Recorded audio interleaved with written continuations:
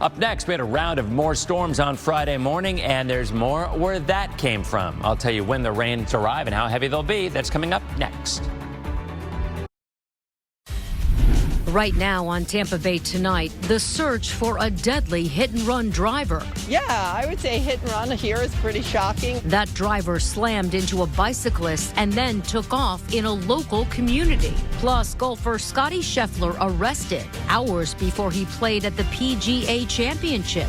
You'll hear his version of what happened. The CDC reports drownings are on the rise after decades of decline. Coming up, the reason why and what parents can do to protect their children. Then, the I-Team has been working on guardianship cases for a decade. We're previewing a movie all about the issue that premieres this weekend. Tampa Bay Tonight starts right now.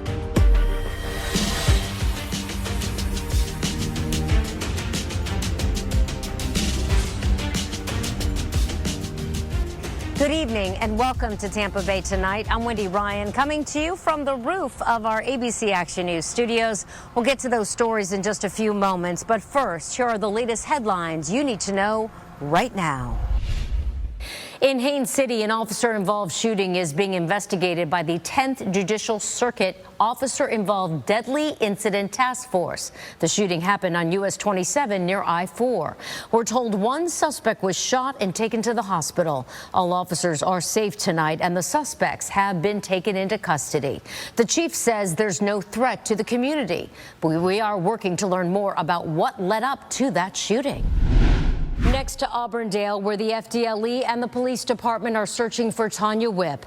FDLE tells ABC Action News they secured a house on Carolina Avenue this afternoon. You may recall Whipp was last seen in May of 2023. She was living with her boyfriend and his brother during that time. Auburndale police arrested Whipp's boyfriend, Russell Carroll, on Tuesday. Police say Carroll illegally got a hold of Whipp's financial accounts and transferred money to himself several times. Right now, no charges have been filed directly relating to Tanya's disappearance.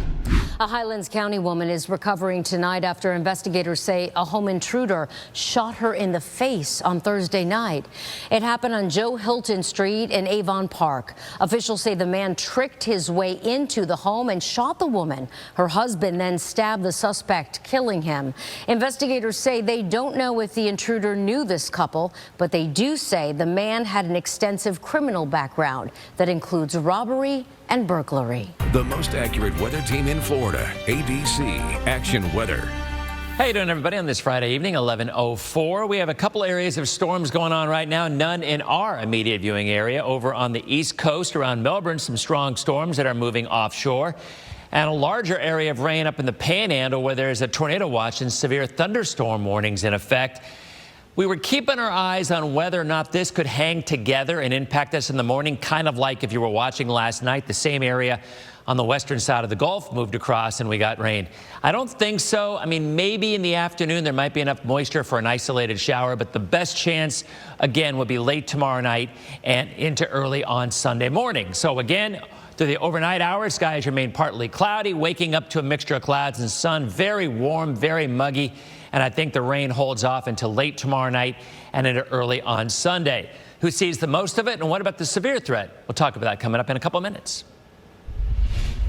Sarasota investigators are looking into a deadly hit-and-run accident from early this morning where police say a driver hit a bicyclist and then just drove off. And this is an incident that has increased in recent years. Sadly, these instances of deadly hit-and-run accidents seem to be rising in that area. In Sarasota County, they've increased from just 1 in 2022 to 7 in 2023, and now 4 already this year. Just after midnight, a 70-year-old man was riding his bike southbound on Beneva Road when a car came from behind and struck him. The driver took off, leaving that man dead. His bike mangled along the road. Derek Hustler lives in that area and likes to take a walk often to the post office, at least once a week. Yeah, I would say hit and run here is pretty shocking. I think the number of people walking or taking their bikes is down. So that would probably shock me. If you have any information that may help their investigation, please visit our website at ABC Action News for more information. When it comes to crashes, here's a look at where things stand for other counties in 2024. Hillsborough, as you can see, leads the way with nearly 10,000 reported accidents so far this year. Pinellas and Polk counties have the next highest numbers, followed by Pasco, Hernando, and Citrus. It's not something you see often, crime scene tape right outside an elementary school. And what happened at Sexton Elementary School did not involve any students. St. Pete police say a man showed up to the school seeking help after being stabbed in a road rage incident. The man who stabbed him now charged with attempted murder. And according to national statistics, it's happening much more often. St. Pete police say it's a problem. According to the Fatality Analysis Reporting System, in 2018, there were 410 fatal crashes involving road rage. And in 2021, that number went up to 608 incidents. What we're noticing that is people are losing their patience. We're seeing more incidents where people are just confronting each other because someone cut them off, or this traffic is backed up and they're trying to get to an appointment. So we're just seeing where people are just not being able to control themselves. St. Pete Police Chief Anthony Holloway there says since the pandemic, his officers are seeing more road rage incidents than ever before. He says more people are moving to Florida and the population increase is causing real issues. Chief Holloway says drivers should give themselves plenty of time to get to their destination, and de-escalation is key.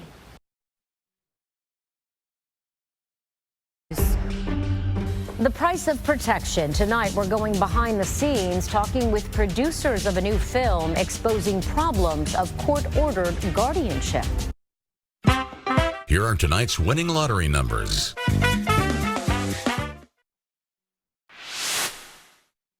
For more than a decade, ABC Action News investigative reporter Adam Walser and photojournalist Randy Wright have exposed problems with court-ordered guardianship. In our ongoing series, The Price of Protection, guardianship is supposed to protect vulnerable seniors, but the I-Team has uncovered it often leads to isolation, exploitation, and abuse.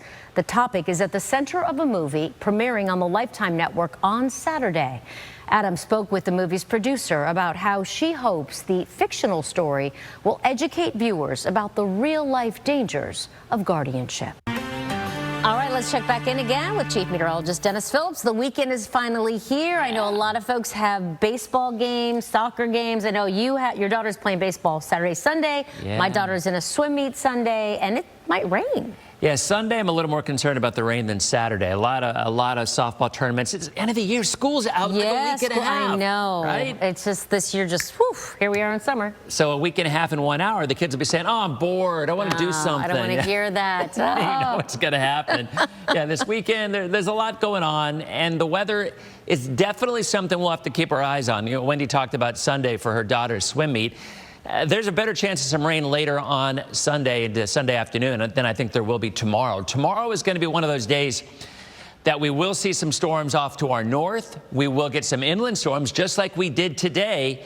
But for our area, most of the time will be dry until I think later on Saturday evening and into the overnight. Now, I don't expect this to be a repeat performance. If you were watching this time last night, the models were showing that big blob that came in this morning, and man, they nailed it. We had it. It was strong. And now, whatever rain's out there is pushing off to the east of Melbourne. By the way, a lot of folks from the East Coast were sending pictures of what looked like a jellyfish out in the sky in the evening hours. That was from the Falcon launch. And that did go off successfully, the SpaceX launch. So you take a look at the Panhandle. Tornado warning right now southeast of Tallahassee. Man, they just can't catch a break. There's been rain and severe weather over and over again. So that leads to this question. Is it possible that this energy could impact us tomorrow? I'm not going to say the chances are zero. I think in the afternoon there could be a little bit of energy in the Gulf. But I still think this holds off until later Saturday and into Sunday. But we will keep our eyes on it. So Lydia will be in tomorrow for Jason, and Greg and I, we always kind of keep our eyes on things throughout the afternoon and evening and the overnight. Even if we're not here, we got you covered. So if anything does unexpectedly pop, we'll be sure to let you know. I still think the better chances are late Saturday and into Sunday. Right now, upper 70s to low 80s after highs. 97 degrees today in Plant City, 97 in Avon Park, 96 in Sebring. So a lot of heat, a lot of humidity. Matter of fact, tomorrow is going to be more humid than today was. And I think you're going to see those feels like temperatures well over 100 degrees. Pretty quiet in the overnight. Those storms over on the East Coast, those storms in the Panhandle. But for us, we're kind of sandwiched in between, looking pretty good. So tomorrow morning, we start with muggy, warm conditions, and you do see that rain I was talking about in the Panhandle. So we will watch it and see if it could get a little closer to our northern counties. But at this point, I'm saying no. Now, later on Saturday into Sunday morning, I say yes. And that's when the front comes in, and that's when we have our better chance of rain and potentially some stronger thunderstorms. Coverage will be about 60 to 70%. So let's be really clear about that. That means 30 to 40% will not see anything. All right. So this is not a widespread event by any stretch of the imagination. And then by later on Monday, things clear out and really start to heat up. And I'm talking significant heat next week from Wednesday, Thursday, and Friday. So there's the 7-day. Again, tomorrow, mostly dry. Some showers and storms later on. Sunday, the first half of the day, better chance. The farther north you live, the better the chances. Monday, things clear out. And then the rest of next week, sunny and hot with highs in the low to mid-90s. A new way to get around one Bay Area downtown is now giving rides in another city. We'll explain when Tampa Bay Tonight returns. There's a new shuttle service in downtown Lake Wales that's giving people a new freeway around the growing city. We've been telling you about the Squeeze golf cart service for months. It's already a hit in downtown Lakeland. The Squeeze is now zipping around Lake Wales' downtown historic district. The free shuttle service is provided by Citrus Connection and makes 7 stops. And the college is one of them. The launch of the golf cart service comes as downtown is undergoing a multi-million-dollar revitalization project. Still ahead on Tampa Bay Tonight, an idea that started 20 years ago has grown into a sport. We'll take you to Auburndale just ahead. Across America with mega jackpots, it's Mega Millions. What's up, America? I'm John Crow. It's Friday, May 17th, and tonight's Mega Millions jackpot is an estimated annuitized $393 million. Now, to win that jackpot, you must match these 5 white balls plus that gold mega ball. Now, let's see if I can make you a millionaire tonight. Your first winning number tonight is 8. That's followed by 60. Up next, we have 70. Your next number is 17, and your final white ball number for this Friday evening is 40. Now for the mega ball number, that is 3. Again, tonight's winning numbers are 8, 60, 70, 17, 40, and the gold mega ball is 3. Now, if no matches all 6 numbers, Tuesday's jackpot could be $421 million. Good luck and play on, America.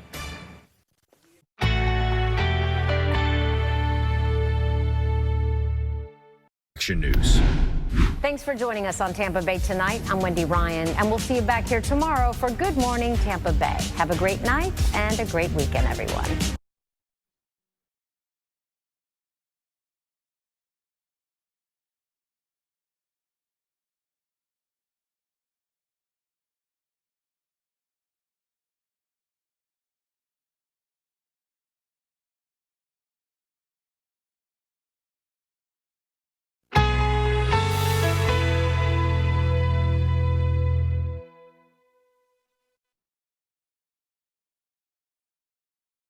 Closed captioning is sponsored by Dimmitt Automotive Group, serving Florida's Gulf Coast for over 100 years.